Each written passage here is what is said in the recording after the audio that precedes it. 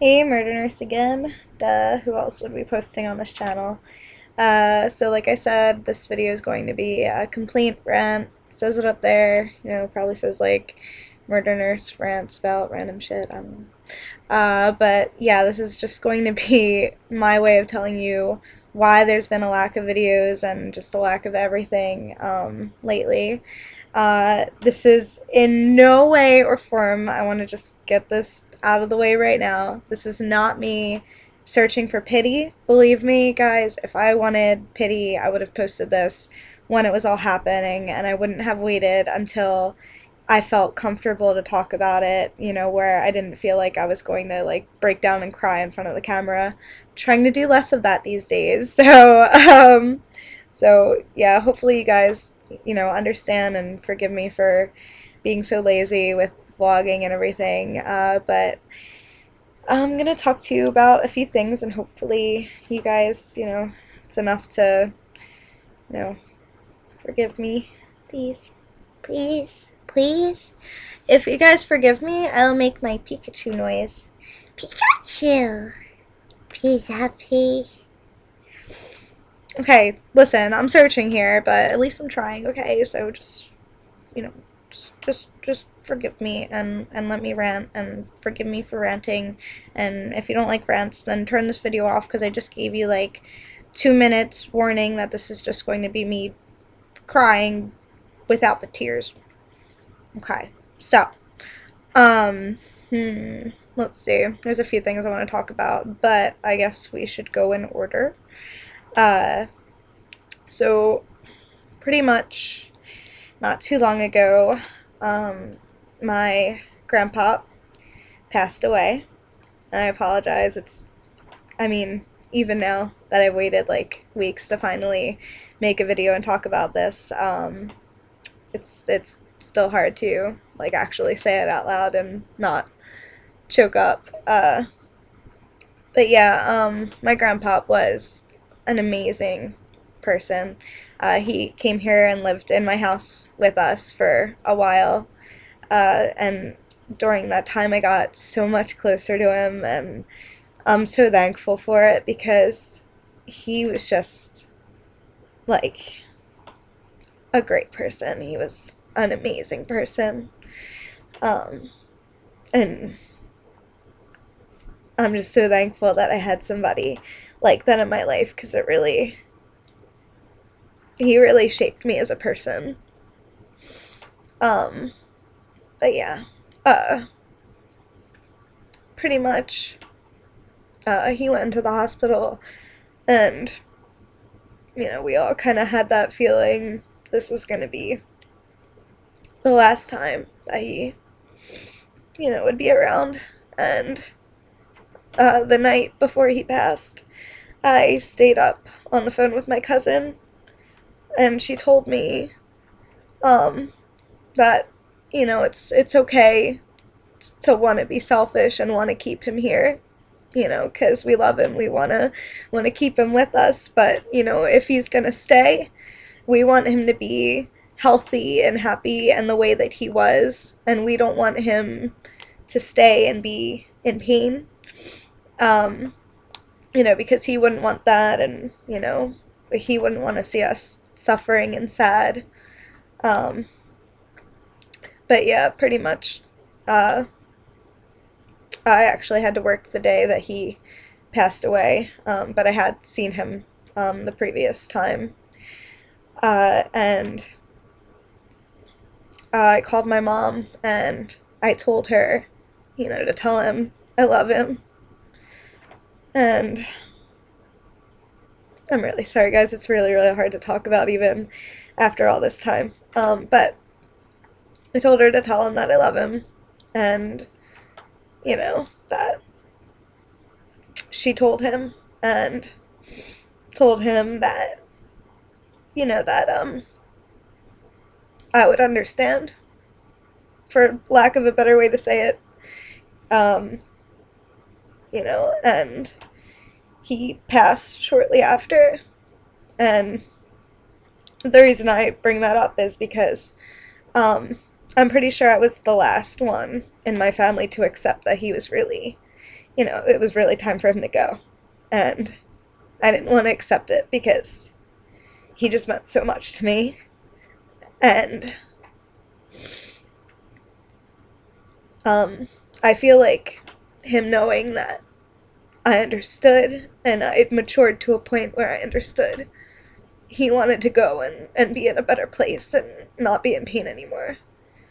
And I think it was just his final, you know, peace of mind to know that, you know, his baby granddaughter was going to be okay and understand and, you know, not go crazy. But it was really, really hard, and as happy as I was that he wasn't in pain anymore, and, you know, he's with my grandmom now. Yeah, it was hard. You know, it was really hard because, yeah, this is actually the first loss that I've had that's hit this close to home, like immediate family, I guess, and, you know, just the fact that he lived with me for a while before it, and I got so close and so attached, made it that much harder. And you know, there was a viewing and a funeral, and they were all, you know, beautiful, beautiful, beautiful, and like just perfect. And my grandpa was in the Navy, and they, I guess when you're in the Navy, like the sailors come out and they you know, fold the flag for you, and it was really nice. And I had my friends there, I had, like, my two best friends there as support, and pretty much it was full of tears, and it was full of laughs, you know, remembering.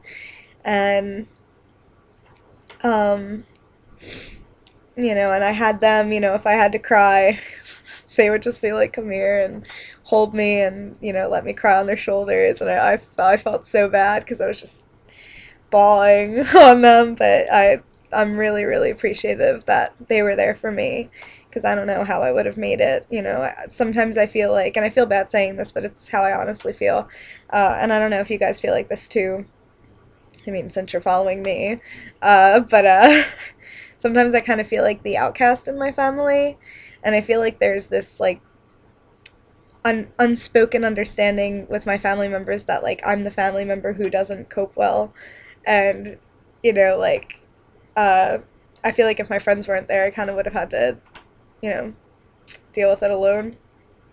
You know, I know my family's there to support me and everything, but that's just how I feel. So maybe I'm just being paranoid, but, you know, I'm just really grateful for my friends, and grateful that I had the time with my grandpa that I did. But yeah, he was a great guy. He always made me laugh. He always made me smile, and he was always giving me just words of advice and wisdom that I will carry with me and give to my kids and my grandkids and so on and so forth. But yeah, so that changed me in a few ways. It humbled me, for one, and I'm a lot more appreciative for people now, and a lot more appreciative for my time with them. And some people did notice a change in me physically, I guess. I think I got a little bit more, I hate using this word, but, like, gothier. That has nothing to do with, you know, like, I'm pretty sure it was just a convenient, you know, like, consequence. Ooh, I meant, I can't talk, guys. I'm sorry. It's all hard to talk about, and the words are jumbling in my head. It was a... Oh my god, I can't speak English. You guys know what I'm trying to say, okay? That thing that happens and it's a coincidence. That's the word. Oh my god. See the hair? You see the color? Stereotypes are real, man. They're real. They're real. But anyway. So, but yeah. So, that has nothing to do with anything. I think, my change of style is just honestly what I'm more comfortable with. It's just a comfort thing. Like, I feel like this is closer to the real me than how I was before. I feel like before I was just trying to, you know, fit in a little better, and now I just don't give a fuck.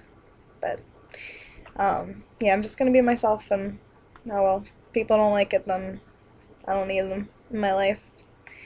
Um, so yeah, a few things happened, like, I had conventions, photo shoots. I'm not going to go too much into detail about them because they're pretty self-explanatory, and I try and keep updated on my Facebook page. But I will say Otakon was amazing, and if you guys came out to the show, you guys were one of the best audiences we've ever had, honestly. The line was gigantic, and I know you guys had to wait for a really, really long time. Even if you weren't there to see me, even if like you have other favorites, like honestly, we were all grateful that you guys waited in that line because we know it's chaos, and if you're in the back of the line, you never know if they're going to cut you off or put you in standing room only, and I know how hard that con can be, but thank you so much for being patient and bearing with us. And we tried to go up and down the lines and, talk to you guys and thank you. And, we just, it was a great show. I think all the acts were spectacular. And I got to do Catherine with my friend Craig as Vincent. I really enjoyed that. And I did Holo from Spice and Wolf. And that one was just a really funny act. And I love doing acts that aren't too serious. And and Catherine, obviously. You guys know me and Catherine, so you know my Catherine obsession and my Atlas obsession. So, I really enjoyed my acts that con, and I really enjoyed interacting with the audience and everything. I thought everybody was great. And also, thank you for whoever came to the booth at Otakon and got my prints and autographs, and I want to let you guys know that the money from the prints that I received are going straight into my Lollipop Chainsaw cosplay. None of it is going to anything else. Like, I want you guys to know that this does go to my involvement in cosplay burlesque.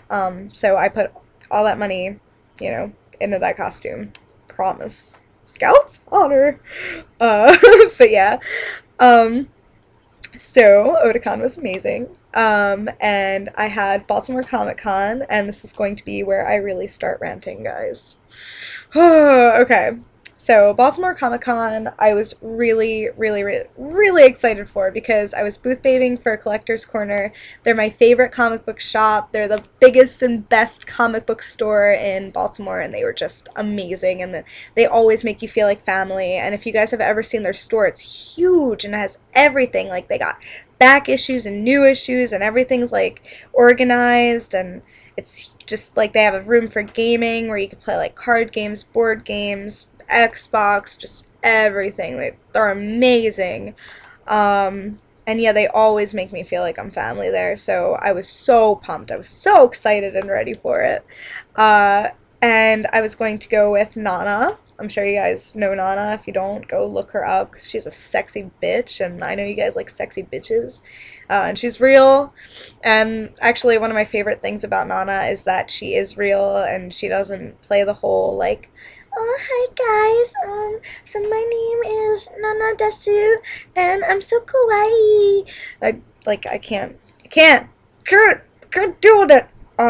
But yeah, no, she's real. She says what's on her mind, and if it loses her fans, she doesn't give a fuck. Yeah, I admire her a lot, so excuse me for fangirling. But I was gonna go with her, and then she had a family emergency, which I was like, oh my god, is her mom like had to go to the hospital, and I was like, oh my god, is her mom okay? Like, freaking out, and like then it was like, oh my god, I have to go alone now, and just like freaking out, and I, because I had to go alone, I ended up leaving really late that night. And it's a 2-hour drive from where I live to Baltimore, and the drive was fine, honestly. Like, there wasn't a lot of traffic. The drive wasn't what I had a problem with. I have no problem driving alone. But I got there, and when I get to the house, the first thing was the electricity was out. So me and the backup booth babe that they got, who also happened to be house sitting, we were walking around with like these candles that we found, like trying to navigate, like using them as navigational lights, and like Oh my god, and they're like, and you hear like the chainsaws outside because they're trying to fix the power, and apparently you need chainsaws to fix the power. Like, apparently Leatherface, like, after he was done, like, being Leatherface, he fucking got a job as an electrician and was like, alright, guys, let me do this, let me handle this, because, like, this is how you handle things. And he got it, a fucking chainsaw, and the power was not on all night, and that's because I never heard of fixing power lines with a chainsaw. So somebody is gonna have to explain that to me because that just blew my mind. But yeah, so I didn't sleep at all. You know, just the stress and the chainsaw and just I didn't sleep. But day one was awesome. Oh my god, I missed a very important titty bit, if you will. I dropped my keys in the city of Baltimore. That's not a good thing. Nope, I dropped my keys, and when I went back to look for them, they weren't there, so somebody picked them up. So I had to get roadside assistance to come out and unlock my car and get my spare key out of my glove compartment, and so yeah, that was a big, like, catastrophe. And after that, I found out the house had no electricity, and I was like, oh my god, can this go any worse? But yeah, so day one went fine, and we passed by my car a few times to make sure, like, it was still there, not stolen or anything, and, you know, it seemed like we were gonna get out of this scot-free. So, went good, had fun, wore a black cat, wore my uniform, awesome stuff. And then day two, or was it? No, yeah, it was day two. Yeah, sorry, I'm still trying to get my story straight here. Day two, Comic Con goes awesome. Wore black cat, wore black canary, or not black canary, my black, I didn't bring black canary. But yeah, day two was awesome because I got to meet Stan the Man Lee. Oh yeah, I met Stan Lee, my nurse and Stan Lee, forever. Okay, so I'll stop singing now. I'm sorry, I'm going crazy. It's like, it's 3 a.m. guys. 3 a.m. and I'm making these videos for you, so just deal with the crazy and be thankful that I'm actually not being lazy anymore. And look at this, look how long this video is. You guys aren't even gonna watch this shit. But anyway, so I meet Stanley, it's fucking awesome. We go to the after party, it's fucking awesome. And we go back to check my car and it's fucking not there. So I'm freaking out. I'm freaking out. Because I know it's stolen. I know it. I know it. I can feel it in my gut that it's stolen. And guess what? It was fucking stolen. And I had to sit there and submit a police report, and I couldn't even talk, and my friend Randy's talking for me, and I was just a frantic white bitch in Baltimore, and it was terrifying and just a all-around horrible experience, because if you've ever felt the feeling like that knot in your throat when you know that you're screwed, and not in the good way, it sucks. It sucks.